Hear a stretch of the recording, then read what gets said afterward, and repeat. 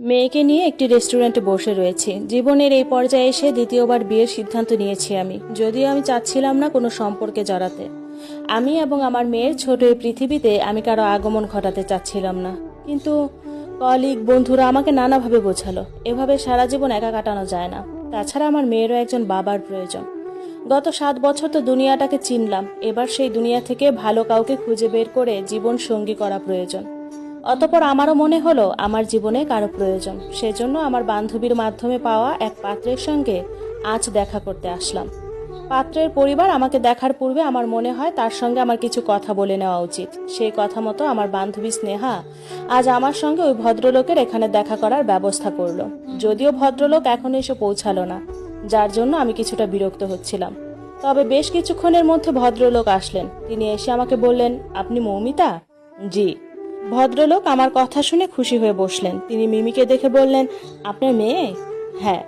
ভদ্রলোক মিমির সঙ্গে কথা বলল। খুব অল্প সময় তার সঙ্গে ভাব জমালেন। আমার কাছে বিষয়টি খুবই ভালো লাগলো, তবে তেমন কিছু বললাম না। অতঃপর লোকটি মিমিকে তার ফোনে গেম খেলতে দিয়ে আমাকে বললেন, আমার নাম প্রীতম। সংক্ষেপে তার কাজ সম্পর্কে বললেন। আমি শান্ত হয়ে শুনলাম। তারপর বললাম, আপনি অবিবাহিত হয়ে আমার মতো একজন বিবাহিত এক বাচ্চার মায়ের সঙ্গে বিয়ের কথা আগাতে চাচ্ছেন কেন? আমার এই প্রশ্নে ভদ্রলোক ঘাবড়ালেন না, বরং খুবই স্বাভাবিক কণ্ঠে বলেন, এই দুনিয়ায় কেউ খুদ পছন্দ করে না, সবাই স্বচ্ছ মানুষ জীবন সঙ্গী হিসেবে চায়। সেই অনুযায়ী আমিও স্বচ্ছ নই, তাহলে তো আপনাকে বিয়ে করার কথা ভাবতাম না। আমি বুঝিনি, একটু বুঝিয়ে বলুন। আমার কথায় প্রীতম খুবই স্বাভাবিক কণ্ঠে বলে, আমি সন্তান জন্মদানে অক্ষম, শুধুমাত্র এই কারণেই আমি আপনাকে দেখতে আসছি। কারণ আমার মিমির মতো একটা বাচ্চা চাই, যাকে আমি নিঃস্বার্থভাবে ভালোবাসবো এবং সেও আমাকে বাবার স্থানে বসাবে। আর জীবনসঙ্গীর থেকে কোনো চাওয়া পাওয়া নেই? আমার এই কথায় প্রীতম মুচকি হাসি দেয়। অতঃপর বলে, আছে, সেগুলো যাচাই করতেই তো এখানে এসেছি। আচ্ছা, আপনি জানেন আমার আগের স্বামীর সঙ্গে আমার কেন?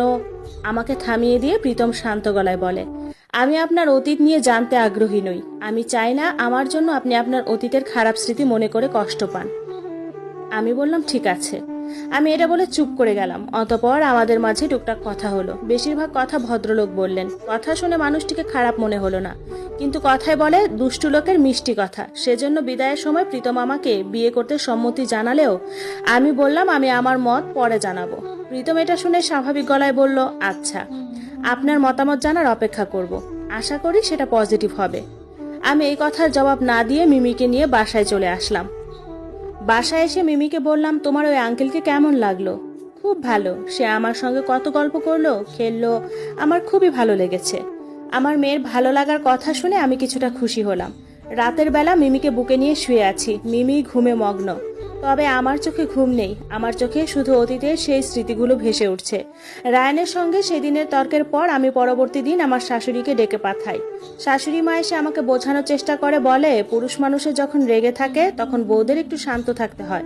তুমি সব সময় ওর সাথে ঝগড়া করো কেন? একটু শান্তভাবে সবটা ম্যানেজ করার চেষ্টা করো। কিভাবে করব মা?